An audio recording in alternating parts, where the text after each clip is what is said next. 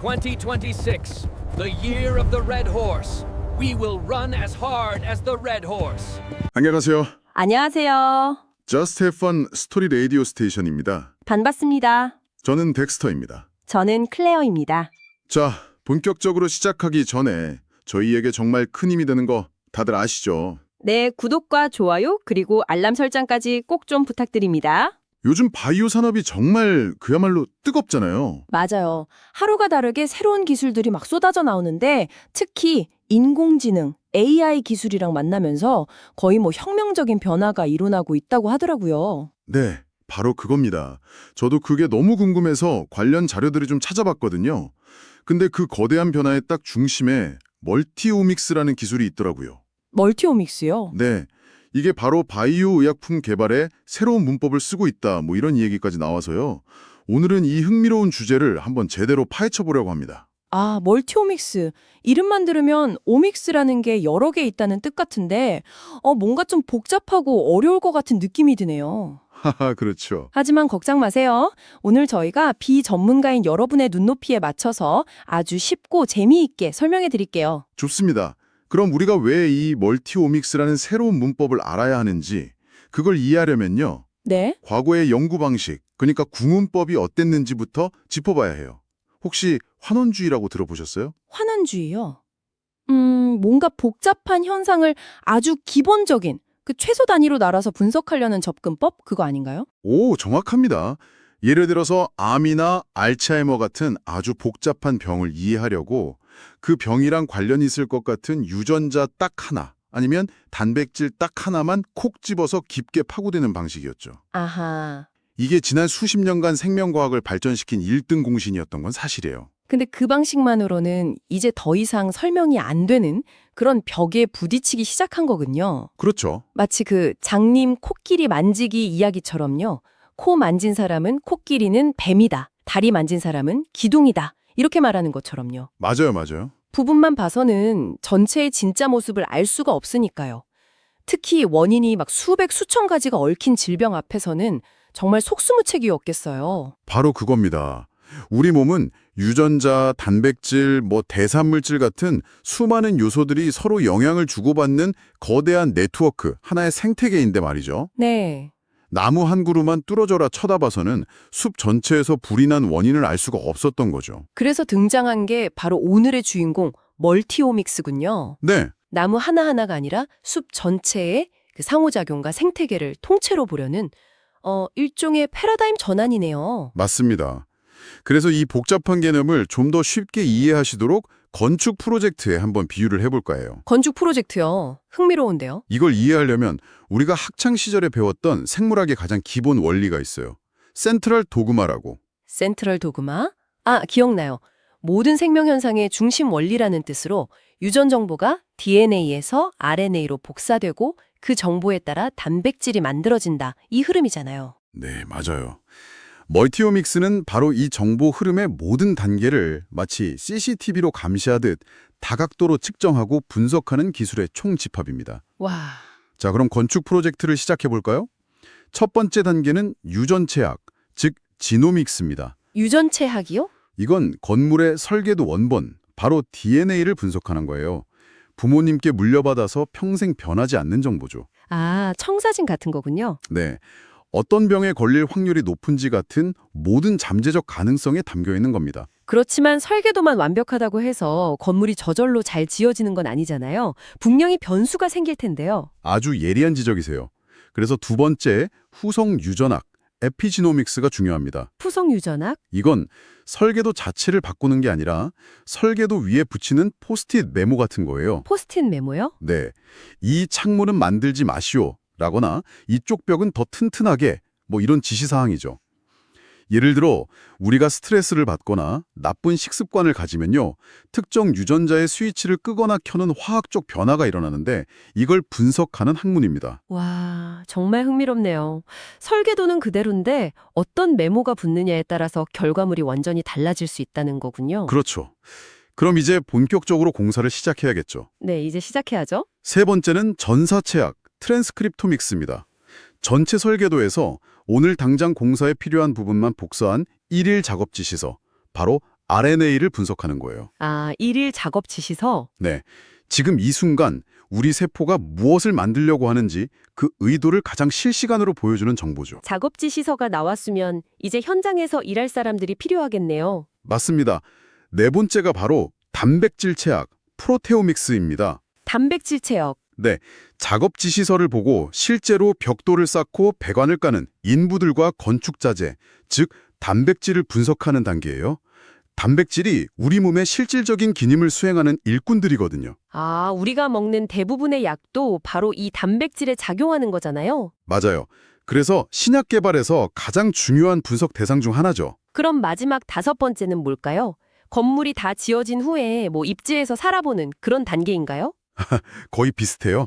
마지막은 대사체학, 메타볼로믹스입니다. 대사체약. 이건 건물이 다 지어진 후에 실내 공기질이나 월간 에너지 소비량 같은 최종 결과물을 측정하는 거예요. 아, 성적표 같은 거군요. 네, 우리 몸이 활동하고 남긴 최종 산물인 대사물질들을 분석해서 현재 건강 상태를 가장 즉각적으로 보여주는 성적표라고 할 수 있습니다. 와, 건물 프로젝트에 비유하니까 정말 이해가 쏙쏙 되네요. 그렇죠.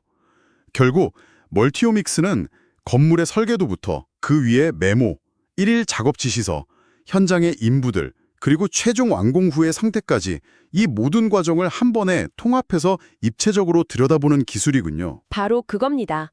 과거에는 흩어진 퍼즐 조각들만 가지고 상상해야 했다면 이제는 설계도는 완벽했지만 스트레스라는 메모 때문에 작업 지시서가 잘못 나와서 불량 인부들이 엉뚱한 건물을 짓는 바람에 병이 났다는 식으로 아주 완벽하고 논리적인 시나리오를 쓸 수 있게 된 거죠. 와, 대단한데요? 자, 그럼 이 엄청난 기술이 신약 개발 현장을 어떻게 바꾸고 있는지는 2부에서 본격적으로 이야기해 보겠습니다. Just have fun. Story Radio 흥미진진한 이야기, 유익한 세상 이야기. 잠시 후 계속됩니다. Station 2부 시작했습니다. 1부에서는 멀티오믹스가 무엇인지 알아봤죠. 우리 몸을 하나의 건축 프로젝트에 비유해서 설계도부터 최종 건물 상태까지 모든 정보를 통합해서 보는 기술이라고 설명해드렸습니다. 네, 그럼 2부에서는 이 멀티오믹스가 어떻게 그 천문학적인 돈과 시간이 들어가는 신약 개발의 게임 체인저가 되고 있는지 구체적인 사례와 함께 파헤쳐 보겠습니다. 여러분, 신약 하나 개발해서 우리 손에 들어오기까지 시간이 얼마나 걸리고 또 돈이 얼마나 들 거라고 생각하세요? 글쎄요, 상상도 안 되는데요. 몇 년에 한 몇천억 원 정도 들지 않을까요? 평균적으로 10년에서 15년의 시간이 걸리고요. 비용은 무려 수조 원이 들어갑니다. 수조 원이요? 네, 근데 더 놀라운 건 성공률이에요. 후보 물질 10,000개 중에서 최종 성공까지 가는 건 단 하나. 성공률이 10%도 채 안 됩니다. 와, 특히 항암제는 실패율이 무려 97%에 달해요. 97%요? 잠깐만요. 100개를 시도하면 97개는 실패하고 3개만 성공한다는 거잖아요. 네, 맞습니다. 이건 정말 밑빠진 독에 물 붓기나 다름없는 고위험 고수익 산업이네요, 정말. 바로 이 엄청난 비효율과 불확실성을 멀티오믹스가 해결해주고 있습니다. 크게 4가지 혁신을 가져왔다고 볼 수 있는데요. 네. 첫째, 정확한 타겟 발굴입니다. 예전엔 연구자들이 수많은 후보 물질을 하나하나 테스트해보면서 우연히 약물 타겟을 찾았다면 아, 이젠 멀티오믹스 데이터로 질병의 진짜 원인이 되는 단백질이나 유전자를 족집게처럼 콕 집어낸다는 거죠? 네, 바로 그거죠. 깜깜한 방에서 더듬어 찾는 게 아니라 적외선 탐지기로 위치를 딱 찍고 시작하는 거예요. 효율이 엄청나게 올라가겠네요. 그럼 둘째는 환자 맞춤형 치료겠군요. 맞아요. 질병의 원인을 그렇게 핀셋처럼 집어낼 수 있다면 애초에 임상시험에 참여할 환자를 고르는 방식부터 완전히 달라지겠는데요? 네, 그걸 환자층화라고 부릅니다.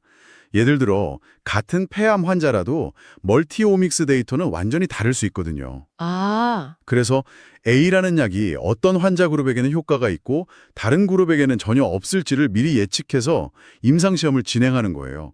당연히 성공률이 극적으로 올라갈 수밖에 없죠. 그리고 셋째는 약의 작동 원리 규명이겠네요. 네, 맞습니다. 모에이라고 하죠. 신약을 허가받으려면 이 약이 우리 몸에 들어가서 정확히 어떤 과정을 거쳐 병을 치료하는가, 이걸 과학적으로 증명해야 하잖아요. 그렇죠. 멀티오믹스를 쓰면 약을 투여했을 때 우리 몸에서 일어나는 수천, 수만 가지 분자들의 변화를 마치 지문처럼 찍어서 약의 이동 경로와 효과를 명확히 보여줄 수 있겠어요. 완벽한 설명입니다.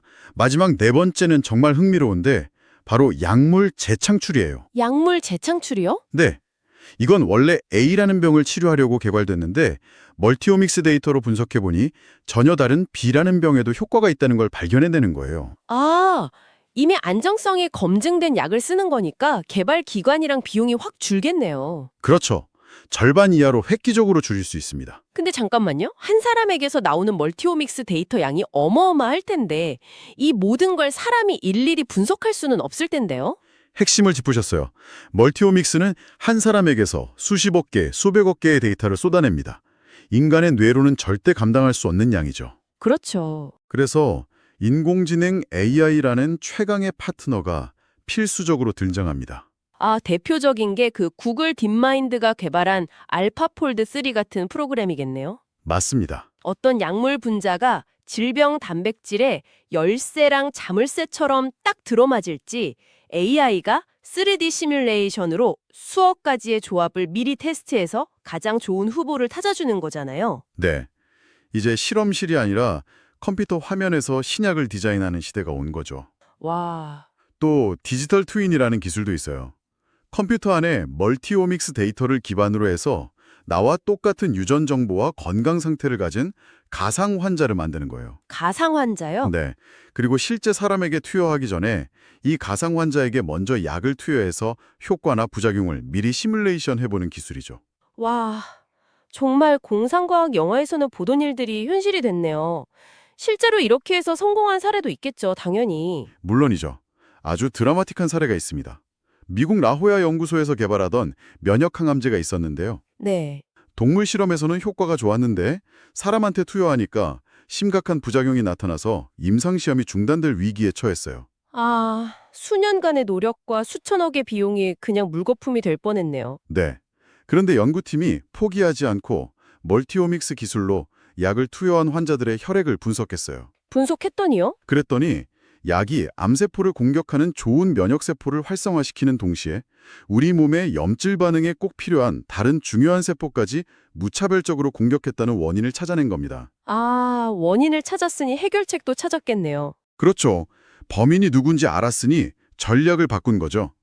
매일 투여해서 계속 공격하는 대신에 쉬어가며 투여하는 간헐적 투여 방식으로 바꿨어요. 그랬더니 어떻게 됐어요? 그랬더니 부작용의 원인이 됐던 세포들은 회록할 시간을 벌고 항암 효과를 내는 좋은 세포들은 계속 활성화되면서 부작용은 거짓말처럼 사라지고 항암 효과는 그대로 유지됐습니다. 와, 폐기 직전의 약을 멀티오믹스가 살려낸 거네요. 정말 대단하네요. 그렇죠. 우리나라 기업들 중에도 이런 성공 사례가 있나요? 그럼요.